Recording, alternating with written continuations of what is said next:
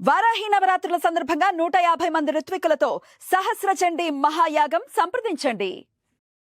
నమస్తే, welcome to Suman TV. నేను పద్మిని. ప్రస్తుతంతో పాటు ప్రముఖ పంచాంగకర్త, వాస్తు జ్యోతిష పండితులు, హస్త సాముద్రిక నిపుణులు మేడికొండూరు విశ్వనాథ్ ప్రసాద్ గారు ఉన్నారు. మాట్లాడదాం. నమస్కారం అండి. ఓం మాతాపితృ గురుభ్యో నమః. నమస్కారం సార్. షట్చక్రాల గురించి చాలా అద్భుతమైనటువంటి వివరణ ఇస్తున్నారు. చక్కగా ఆదరిస్తున్నారు కూడా. దీని గురించి తెలుసుకోవాలి అనుకునే వాళ్ళకి వివరణాత్మకంగా ఉండాలి ఏదైనా. అసలు ఈ జనరేషన్కి ఓపిక లేదనుకోండి, ఎంతసేపు టక్మన్ అయిపోవాలి, అంతే. చూస్తామా, చేస్తామా, వినేయాలి, అంతే. 1 minute అన్నీ చెప్పేయాలి. అట్లాంటివి కుదరవు. టైం తీసుకోవాలి.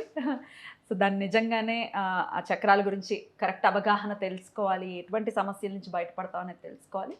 So give time. Right sir, మూలాధారం గురించి మనం మాట్లాడుకున్నాము. ఇంట్రడక్షన్ కూడా ఇచ్చారు అసలు షట్చక్రాల నిర్మాణం గురించి, కానీ అసలు ఎట్లా పనిచేస్తే, ఏ గ్రహాలు వాటిని రిలేట్ అయి ఉంటాయనే చెప్పారు. ఇక స్వాధిష్టానం గురించి మాట్లాడుకుందాము. స్వాధిష్టానం ఇంపార్టెన్స్ ఏంటి, ఎటువంటి సమస్యల నుంచి బయటపడతాం స్వాధిష్టానాన్ని యాక్టివేట్ చేసుకుంటే? తప్పకుండా అండి. స్వాధిష్టాన చక్రం మన శరీరంలో బొడ్డు భాగానికి 1 అంగుళం కిందగా ఉండే ప్రాంతంలో వెన్నుపాము వెంట ఉంటుంది. ఈ తత్వానికి, ఈ స్వాధిష్టాన చక్రము, ఆ చక్రానికి లేదా తత్వానికి గ్రహ ఆధిపత్య దేవత కుజుడు. కుజునికి సంబంధించి జాతక చక్రంలో ఏదైనా ఇబ్బందికర సన్నివేశాలు ఉండటం, మొట్టమొదట మనం చూస్తున్నప్పుడు జాతక చక్రాల్లో కుజునికి సంబంధించిన భావనల గురించి విశ్లేషణ చేసుకుంటున్నప్పుడు ఎక్కువ మంది చెప్తూ ఉండేది కుజదోషము అనేది. కుజదోషానికి సంబంధించిన సమస్యలు అంటే, కుజదోషానికి సంబంధించిన సమస్యలు అనుకున్నప్పుడు వారికి వివాహం జాప్యత కావటం, వైవాహిక జీవితంలో సమస్యలు రావటం, లేదా సంతానం కలగకపోవటం, లేదా విడిపోయే పరిస్థితుల్లో ఉండటం అనేది అది ఒక రకమైన పద్ధతి. రెండవది ఆవేశపూరితమైన తత్వాలు. కుజుని యొక్క తత్వం ఆవేశపూరితమైన తత్వం.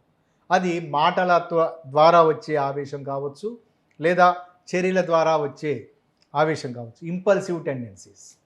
ఈ తత్వాల కారణం చేత ఒకటి ఇంటా బయట కుటుంబపరమైన సమస్యలకు సంబంధించి జీవిత భాగస్వామితోటి కావచ్చు, పిల్లలతోటి కావచ్చు, తల్లిదండ్రులతోటి కావచ్చు, వారితోటి తరచూ విభేదాలు ఏర్పడుతూ ఉండటం, ఇంట్లోంచి బయటికి వెళ్ళిపోవటం, నేను మీతో పాటు ఉండను అని విడిగా ఉండటం లాంటి పరిస్థితి అటువంటి డెవలప్ కావటం, వృత్తిపరమైన విషయాల్లో స్థిరత్వం లేకపోవటం, చిన్న విషయాలకి కుజుడే కదా స్థిరత్వం లేకపోవటానికి. అంటే చిన్న విషయాలకి వాళ్ళ తెచ్చుకొని ఉద్యోగం మానేస్తే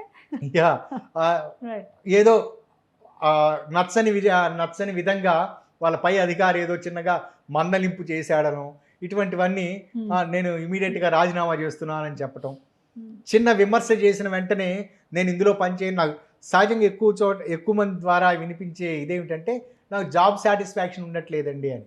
ఏమంటే నా శాలరీ నెలకు 3 లక్షల రూపాయలు వస్తుంది, అంతా చక్కగా ఉంది, నాకు అన్ని ఫెసిలిటీస్ ఇస్తున్నారు, కానీ జాబ్ సాటిస్ఫాక్షన్ ఉండట్లేదండి, దీని బదులు ఎక్కడైనా నెలకు ఒక 50,000 60,000 రూపాయలు వచ్చే ఉద్యోగంలో జాయిన్ అయితే బాగుంటుందని వింతగా మాట్లాడే వ్యక్తులు ఉంటారు. వీరేమిటంటే ఇటువంటి టెండెన్సీస్ అనమాట. అంటే వాళ్ళకి ప్రెషర్ ఉండకూడదు, పైవాడేమి అడగకూడదు, వీడు పని చేయడు, అన్ని రకాల సౌలభ్యతలు వాళ్ళకు ఉంటాయి, కానీ ఏదో ఒక అసంతృప్తి బికాస్ ఆఫ్ కుజ. ఇటువంటి తత్వాలు. రెండవది, ప్రతి విషయానికి ఆవేశాలకి కావేశాలకు లోనవుతూ ఉంటారు. ఈ తత్వాలు. ఇటువంటి తత్వాల నుంచి బయటపడటానికి వారు ప్రాక్టికల్గా చేసే శాంతి విధానాలు, కుజునికి సంబంధించి మంగళనారాయణావృతం అని చెప్తూ ఉంటాం, అటువంటి సంబంధించిన మంత్రం అని చెప్తూ ఉంటాం. కొన్ని సన్నివేశాలలో హామీలు, మధ్యవర్తిత్వాలు వంటివి కూడా వారికి హామీ ఉండటం. అది వివాహ సంబంధిత హామీలు కావచ్చు, ఆర్థికపరమైన హామీలు కావచ్చు, పెళ్లికి సంబంధించి సహజంగా చేస్తూ ఉంటారు కదా, 1000 అబద్ధాలు ఆడైనా ఒక పెళ్లి చేయాలి అని. అది చాలామంది నానుడిగా తీసుకొని అదొక ఆ విధంగా చేయాలేమో అన్న ఉద్దేశంతో 2 వైపులా రకరకాల అబద్ధాలు ఆడి చిట్ట చివర వాళ్ళిద్దరు వీరినే తిట్టడం మొదలు పెడతారు. ఇది జీవితకాలం పాటు వీరికి ఆ చెడ్డ పేరు ఉంటూ ఉంటుంది. ఆర్థికపరమైన హామీలు, ఇటువంటి సన్నివేశాలతోటి సతమతమయ్యే మానసిక స్థితి అనేది ఉంటుంది. అప్పులైపోవడానికి కూడా కుజుడు రిలేట్ అయి ఉంటాడా సార్? ఖచ్చితంగా కదా. ఇందాక ముందు ఎపిసోడ్స్లో వివరించుకున్నట్లుగా సరైన సమయానికి సరైన నిర్ణయం తీసుకోకపోవటం అనేది ఆర్థికపరమైన విషయాలలో అది ప్రధానమైన పాత్ర పోషిస్తూ ఉంటుంది. ఇక్కడ కూడా ఆర్థికపరమైన విషయాలకు సంబంధించి కుజుడు కూడా కారకుడు. ఓకే, కుజుడే కుజుడు కూడా కాదు, కుజుడే కారకుడు. కుజుడే కారకుడు. ఎందుకంటే ఏదైనా వారు ఇంపల్సివ్గా వ్యవహరిస్తూ ఉండటం. మనం ఏదైనా షాప్కి వెళ్ళి షాప్లో ఏదైనా వారి కంటికి ఇంపైనది ఒకటి కొన్నామని అనిపించింది అనుకోండి, మొత్తం అన్ని కార్ట్లో వేసేస్తే ఏమవుతుంది? దాని తర్వాత మన దగ్గర క్రెడిట్ కార్డు ఉంది కదా అని దాన్ని స్వైప్ చేసేసుకునే పరిస్థితి ఉంటుంది కదా. Right, sir. అది మనం ఎంతవరకు అది అవసరము, Right, sir. ఎంతవరకు దాన్ని బేర్ చేయగలము అని. కాబట్టి ఇటువంటి తత్వాల నుంచి బయటపడటానికి Hmm. అప్పుల బాధల నుంచి కావచ్చు, లేదా ఆవేశపూరితమైన తత్వం నుంచి కావచ్చు, బయటపడటానికి వారు మొదట సాధన చేయవలసినది ముందుగా ఏ చక్రాన్ని ప్రభావితం చేయాలనుకున్నా ఆ చక్రానికి సంబంధించి మొట్టమొదటి మూలాధార చక్రంతో ప్రారంభం చేసుకోవాలి. తర్వాత వచ్చేది స్వాదిష్టాన చక్రం. కాబట్టి అది ప్రాక్టీస్ చేసిన తర్వాత, ముందు వీడియోలో వివరించాను, అది ప్రాక్టీస్ చేసిన తర్వాత వారికి సంతృప్తికరంగా వారి ముఖంలో ప్రత్యేకమైన కాంతి, వారి శరీరంలో ప్రత్యేకమైన అనుభూతి అది ఖచ్చితంగా ఉంటాయి. ఫేస్లో అయితే డిఫరెన్స్ ఉంటుంది. ఫేస్లో డిఫరెన్స్ ఉంటుంది. ఆ ప్రత్యేకమైన వెన్నుపాము కింద ఆఖరి వెన్నుపూస దగ్గర ఒక ప్రత్యేకమైన ఒక కదలిక ఉంటుందని అని అనిపిస్తుంది. దానికంటే ఖచ్చితంగా 3 అంగుళాల పైన ఆ స్వాదిష్టానం అనేది ఉంటుంది. మూలాధారానికి సంబంధించి పూర్తి వీడియో ఉంది. వీడియో డిస్క్రిప్షన్ లో లింక్ ఇస్తాము. ఆ వీడియో చూడండి, దాని అవగాహన తెచ్చుకుని దాన్ని యాక్టివేట్ చేసుకున్న తర్వాతే స్వాదిష్టానానికి వెళ్ళాలి అని చెప్తున్నారు. కాబట్టి ఖచ్చితంగా మూలాధారం వీడియో చూడండి. Right sir. మూలాధార చక్రాన్ని ప్రేరేపితం చేసుకున్న తర్వాత, వారికి సంతృప్తికరంగా అనిపించడం అంటే ఇందాక చెప్పిన లక్షణాలు అనిపించిన తర్వాత మాత్రమే స్వాదిష్టానానికి రావాలి. దాని తర్వాత స్వాదిష్టానానికి రావాలి. ఏమంటే కాదండి, మాకు శుక్రుడికి సంబంధించిన ఇబ్బందులు లేవు, కుజుడికి సంబంధించిన ఇబ్బందులు ఉన్నాయి, సో డైరెక్ట్ గా మేము స్వాదిష్టానం చేస్తామంటే కుదరదు. అలా కాదు. ఇప్పుడు ఏ విధంగా ఒక వ్యాసం రాయాలంటే మొట్టమొదట ఇంట్రొడక్షన్ అవసరం. వ్యాసం రాయాలంటే మొట్టమొదటి అక్షరమాల నేర్చుకోవాలి, అక్షరమాల ఆల్ఫాబెట్స్ నేర్చుకోవాలి, దాని తర్వాత వర్డ్స్ రాయాలి, వర్డ్స్ రాసిన తర్వాత వ్యాసం రాయాలి. Right sir. కాబట్టి మీరు డైరెక్ట్గా వ్యాసం రాయడానికి నాకు క్లాసెస్ కావాలంటే ఎవరు చెప్పలేరు, వాళ్ళకి అర్థం అవ్వదు కదా. కాబట్టి ఇక్కడ మొట్టమొదట ప్రారంభంగా మూలాధార చక్రం, దాని తర్వాత ఈ చక్రానికి, స్వాదిష్టాన చక్రానికి అది గ్రహ ఆధిపత్య దేవత ముందు వివరించిన గ్రహ కుజుడు. ఇక్కడ ఒక ప్రత్యేకమైన బీజాక్షరం వం అనే బీజాక్షరం.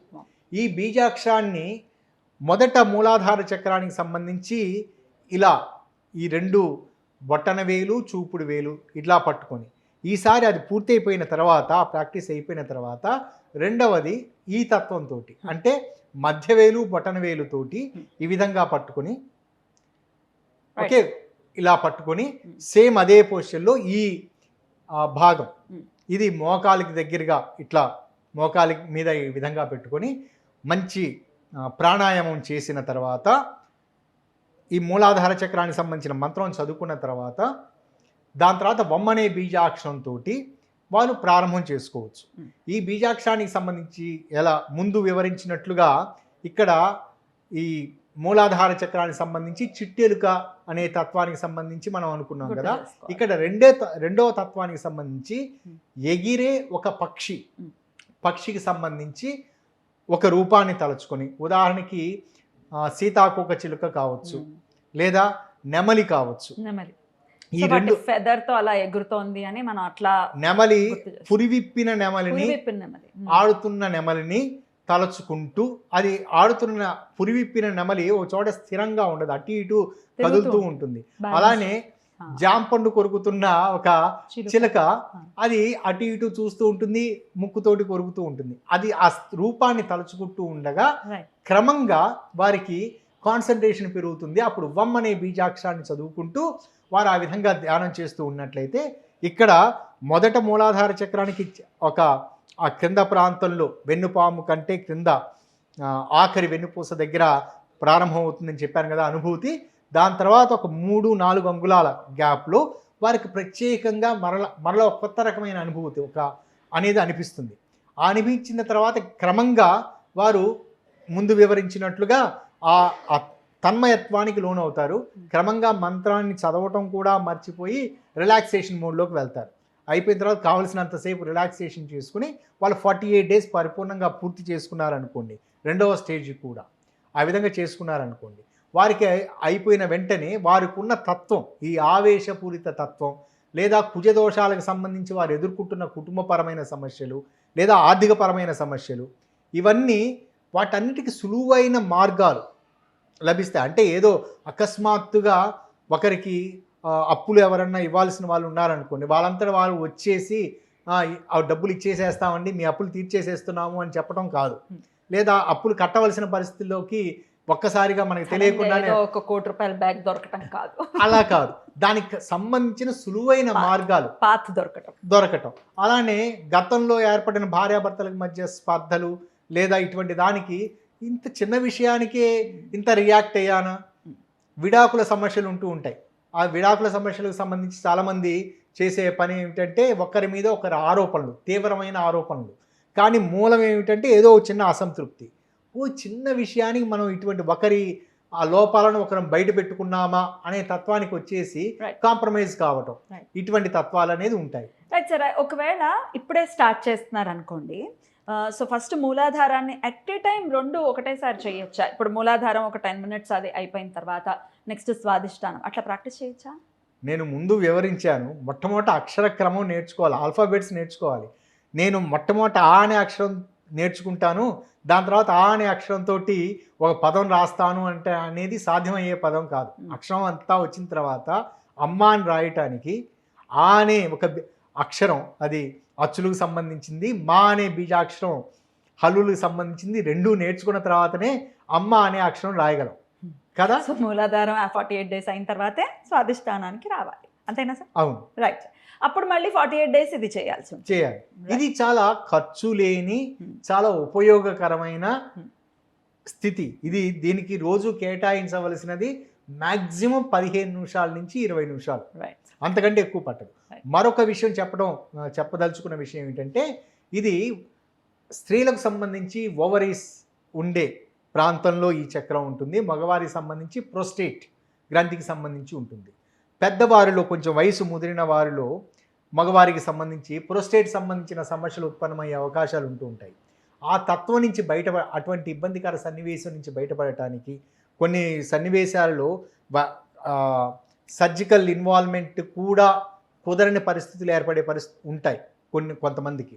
అటువంటి సన్నివేశాలు ఇది ప్రాక్టీస్ చేసిన సన్నివేశాల్లో మినిమల్ మెడికల్ యూజ్ ద్వారా ప్రోస్టేట్కి సంబంధించిన సమస్యలు తొలగిపోయే పరిస్థితులు ఉంటాయి. ఆడవాళ్ళకై ఓవరీస్ సంబంధించిన సమస్యలకి మినిమల్ మెడికల్ యూజెస్ వాళ్ళు చాలా శ్రద్ధగా చేశారనుకోండి, వారికి బహుశా మెడిసిన్స్ కూడా అవసరం లేకుండానే ఇవి సమస్య సాల్వ్ అయ్యే పరిస్థితులు ఉంటాయి. బ్యూటిఫుల్ సార్, చాలా అద్భుతంగా మాకు వివరించారు. ఖచ్చితంగా దీన్ని ప్రాక్టీస్ చేసుకుని సమస్యల నుంచి మన వాళ్ళు బయటపడాలని మనస్ఫూర్తిగా కోరుకుంటూ నెక్స్ట్ వీడియోలో మణిపూరిక గురించి తెలుసుకుందాం. Thank you sir. నమస్తే. నమస్కారం.